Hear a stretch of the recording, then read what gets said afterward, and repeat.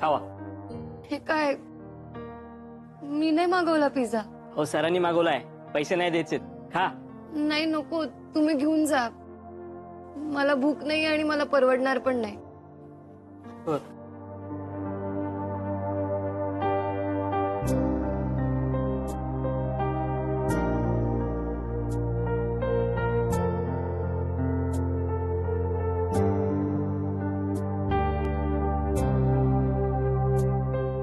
ईशा चल घे, खाऊन घे. पिझ्झा गरम आहे, तोपर्यंत खा, नाही तर चिवटवेल. नकोय मला. का? भूक नाही. खरंच? तो रिकामा डबा खाऊन पोट भरलं तुझं?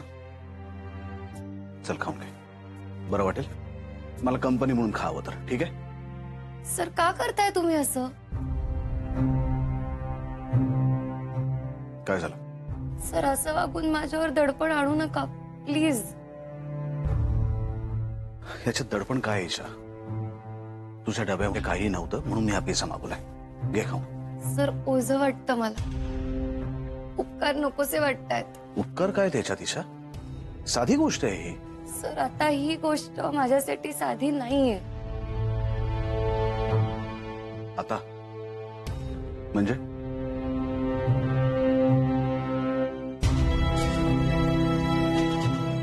हे बघ ईशा, काल जे काही घडलं ते. सर म्हणूनच म्हणतेय, कशासाठी करताय तुम्ही हे सगळं? मी तुमच्या ऑफिसमध्ये काम करणारी एक मुलगी आहे.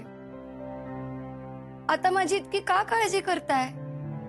काय इतका विचार करताय माझा? काय चुकलं विचार केला तर? सर मला नाही माहिती, पण आता हे बरोबर नाही वाटत. तुमची काळजी, तुमची सहानुभूती, तुमचं प्रेम, सर काहीच नकोय मला तुमच्याकडून आता. का? मी तुला लग्न कर असा सल्ला दिला म्हणून? म्हणजे तुझ्या चांगल्या भविष्यासाठी मी तुला काही सांगायचंय नाही? सर हाच तर प्रॉब्लेम आहे. तुम्हाला असं वाटतंय की भविष्य चांगलं असेल, पण मला काय वाटतं याचा विचार कोणीच करत नाहीये.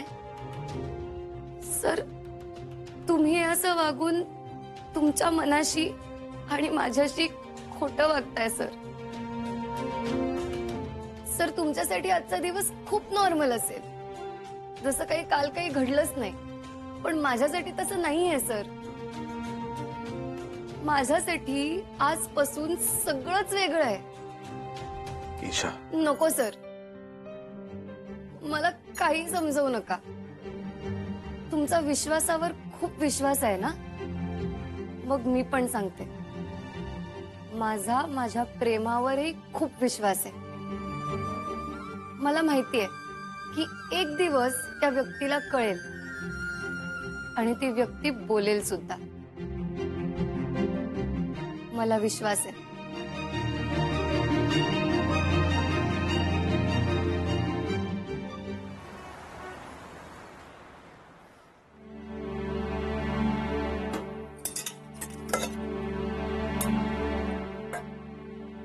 एकच चपाती.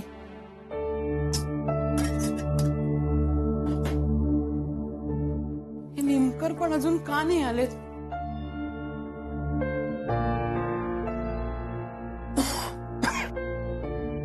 काय हो, काय झालंय?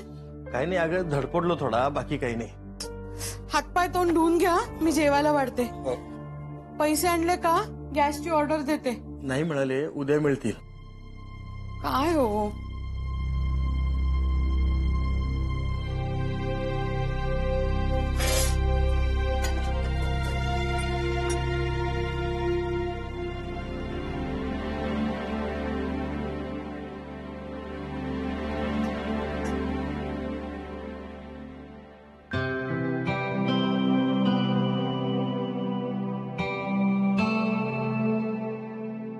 आई.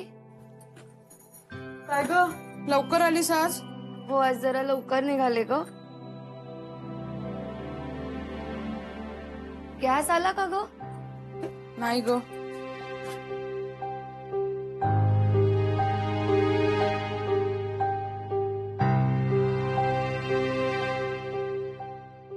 आई तू जेवलीस का दुपारी?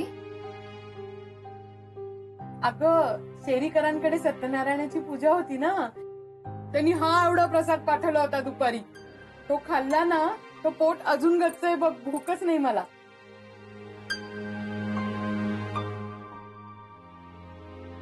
तू डबा खाल्लास? हो मी खाल्ला डबा.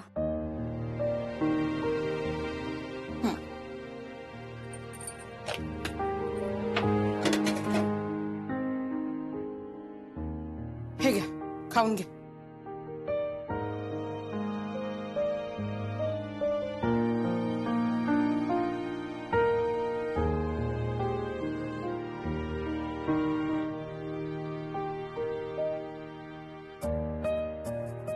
ही सकाळचीच पोळी ना? हो. हो, कारण ईशानं एकच पोळी केली होती, मला माहिती आहे.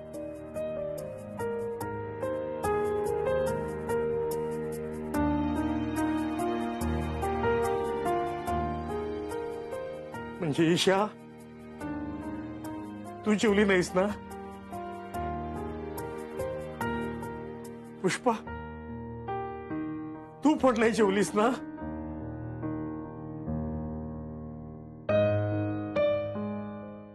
चला, तुम्ही दोघी माझ्या बरोबर बसा. चला. अहो नको, मी सांगितलं ना प्रसाद खाल्लाय, भूक नाहीये मला. पुष्पा, अगं आता शेरीकरांच्या घरावरूनच आलो मी. कुणी नाहीये घरात, काळोख आहे ग. आणि तुम्ही दोघी अशा उपाशी असताना माझ्या घशाखाली कसं उतरेल ग?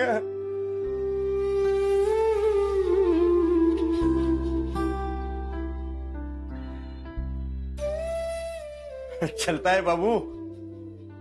अरे एक तीळ 7 लोकांनी वाटून खाल्ला, मग एक पोळी आपण तिघात का नाही?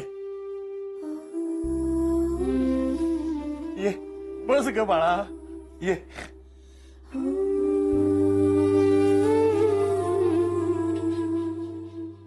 आई बस ना.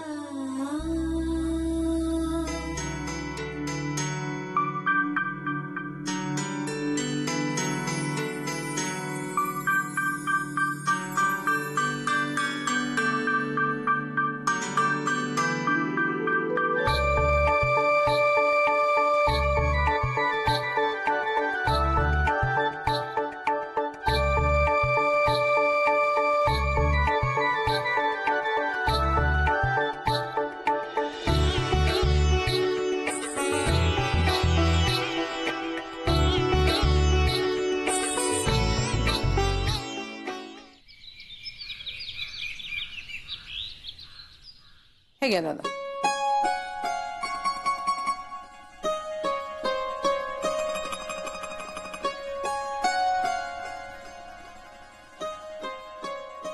गॅस आणलास? मग काय करू, रोज उपाशी राहायचंय. अगं पण पैसे कुठून आणलेस? हे बघा, टाकलं माझं मंगळसूत्र पुन्हा गहाण. ईशानी मागच्या वेळी सोडून आणलं होतं ना, राहू दे. माझ्या नशिबात काय पुन्हा मंगळसूत्र नाही, नशिबाचेच भोग म्हणायचे. पुष्पा, अगं जातील, हेही दिवस जातील. कधी जातील आणि कसे जातील निमकर? हा सांगा ना, कसे जातील? मोठ्या टिल्लूनी दिलेल्या मुदतीचा आज शेवटचा दिवस आहे. काही केलं का आपण त्या बाबतीत? दुकान गेलं म्हणून समजा. अगं मी आहे ना, आज रात्रीपर्यंत काहीतरी व्यवस्था करतो. सब कुछ ठीक होगा बाबू. कैसे ठीक होगा? सब कुछ ठीक होगा.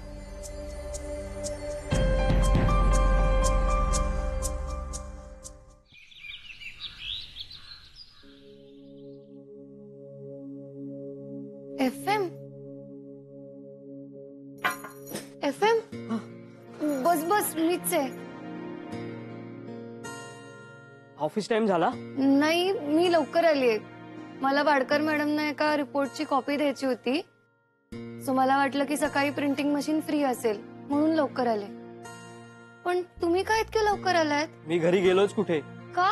आता आपले साहेबच रात्रभर ऑफिस मध्ये असतील तर मी कसा जाणार घरी?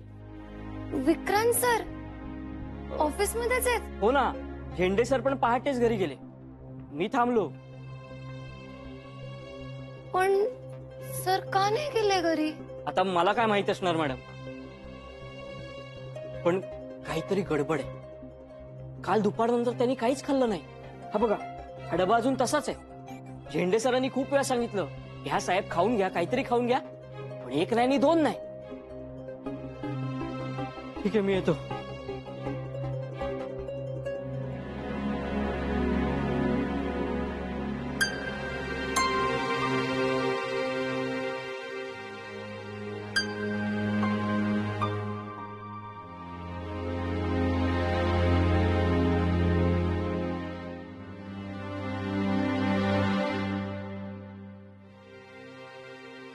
सर तुम्ही का करताय असं? काल दुपारपासून तुम्ही इथेच असे बसलायत न जेवता. मला FM म्हणला बाहेर की तुम्ही काल रात्रीपासून इथे बसलायत आणि काहीच खाल्लं नाहीये. तूही जेवली नाहीस. सर पण त्याचा तुम्ही न जेवण्याशी काय संबंध आहे? मी नाही जेवले तर नाही जेवले ना, ठीक आहे, त्याची काही वेगळी कारणं होती. पण तुम्ही का नाही जेवलात? त्याची काही वेगळी कारणं असू शकतात. काय कारणं होती? का नाही जेवलात तुम्ही सर? तूही न खाता गेलीस तशीच. सर परत तेच का करताय असं तुम्ही? मी काय केलं ईशा? सर हे तुम्ही जे असं वागताय ना, ते खूप चुकीचं आहे. हा का स्वतःची आबाळ करून घेताय, तेही माझ्यासाठी? कारण मी सांगूनही तू न जेवता तशीच घरी गेलीस. सर पण ह्याला काय अर्थ आहे हो? तुम्ही तुम्हाला पाहिजे ते पाहिजे तेव्हा पाहिजे तसं करणार, मी मात्र कायम तुमचं सगळं ऐकायचं. म्हणजे माझ्या भावनांना काही किंमतच नाहीये ना. ईशा, भावनांची गल्लत करू नकोस. सर त्या दिवशी तू जे काही बोललीस ते मी सगळं ऐकून घेतलं. सर पण तरी सुद्धा तुम्ही. ईशा, मी त्या दिवशी जे बोललो तेच बरोबर होतं आणि आजही तेच बरोबर आहे.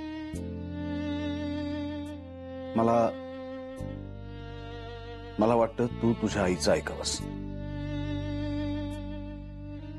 तिने जो मुलगा तुझ्यासाठी निवडलाय त्याच्याशी तू लग्न करावंस, तेच तुझ्यासाठी योग्य आहे आणि त्यातच तुझं भलं आहे.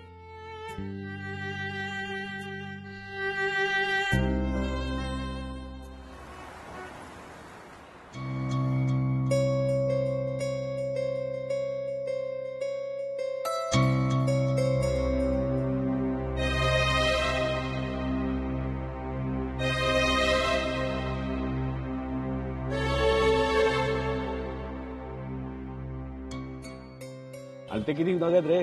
त्यांना किती आहेत? 4 आहेत. 4. हा, मग अजून 4 पाठवा. अरे याला किती आहेत? कुडाऊनला 12 आहेत. 12 आहेत. ठीक आहे, मग ते एक बनारसी बुटा पाठवा 4. मालक,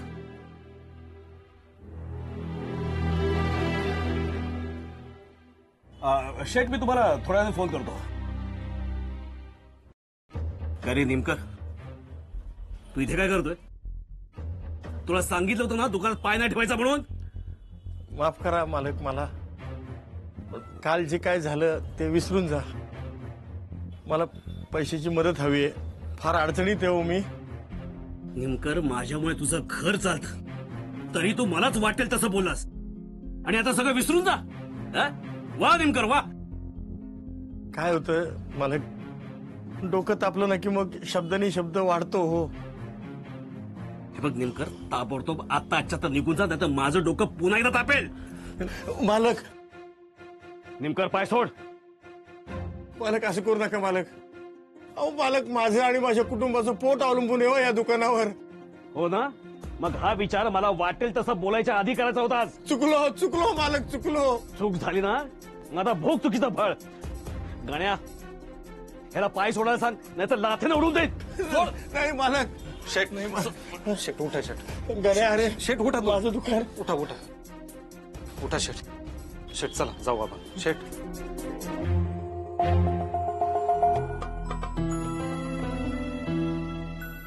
शेट, मला तुमचा अपमान नाही सहन होतो. प्लीज प्लीज तुम्ही जा ना, प्लीज. ठीक आहे, तू जा कामाला.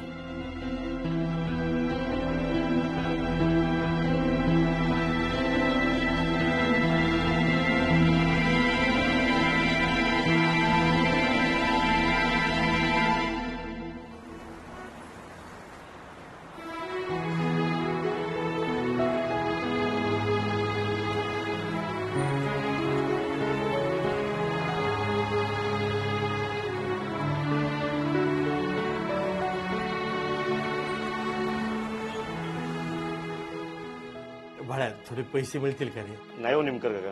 अहो आता प्रत्येकाकडे मोबाईल आहे आणि घरी घरी वायफाय. कुणी सायबरमध्ये यायलाच बघत नाही. अहो धंदाच नाही अजिबात. जेवढे जमतील तेवढे दे. खरंच नाही जमणार हो. ठीक आहे.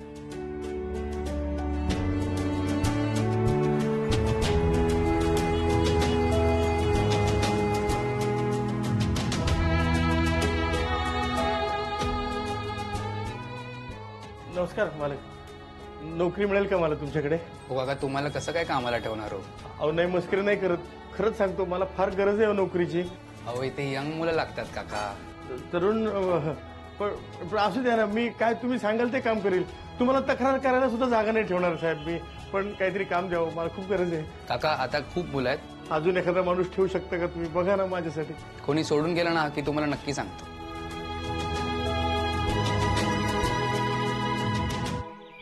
2 दिवस मुदत हवी होती तुम्हाला, दिली बरोबर ना? अहो मग आता परत कशी वाढवून देऊ? अहो किती दिवस चालणार हे असं? हो काय ना, घरात जरा अडचणी होत्या त्या दूर करता करता असा अडचणी तर संपणारच नाहीये. आणि अडचणी असून निमकर हटून बसले, त्याला आम्ही काय करणार? हे बघा, खूप मुदत दिली तुम्हाला, आता बस. आज रात्रीपर्यंत तुमचा निर्णय कळला नाही ना, तर बिपिनचं लग्न दुसऱ्या मुलीशी करून देऊ आम्ही. आणि तुमच्या मुलीचं लग्न होऊ देणार नाही, हेही लक्षात ठेवा. हो नका हो असं करू. मी आज रात्री नक्की यांच्याशी बोलते. तुम्ही असं मनात राग धरून घेऊ नका प्लीज.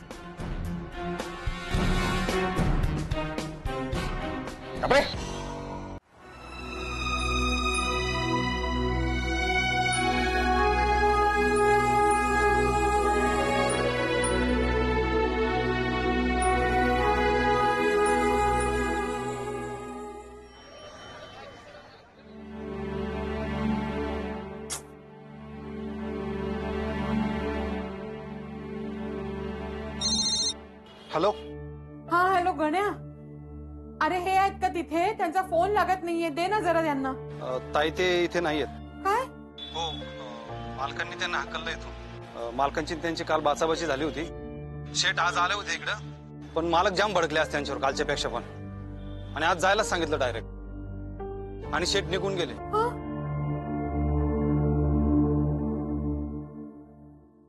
ईशा, लगेच एक्सेल शीट बनवून घे.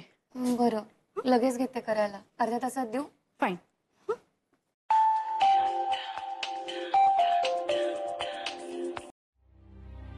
बोल आई. हॅलो ईशा. अगं बाबा सकाळी दुकानात गेले ना, ते आता तिथे नाही आहेत ग. म्हणजे?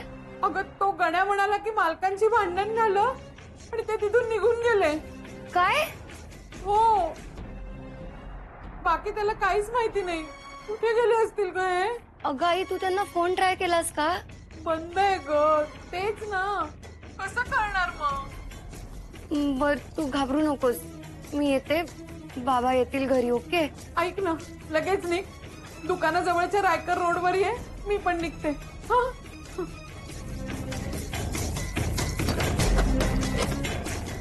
मामा जरा घराकडे लक्ष द्या. नुसती कडी लावली हा फक्त.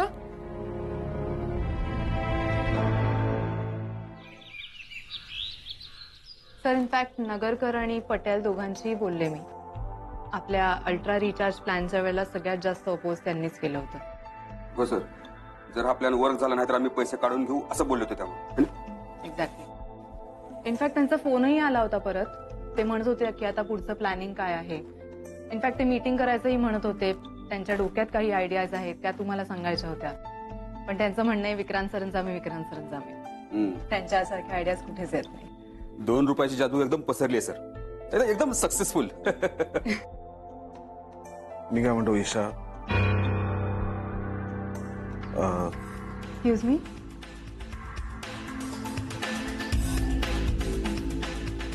काय झालं? तर मी मायरा आहे, ईशा नाही.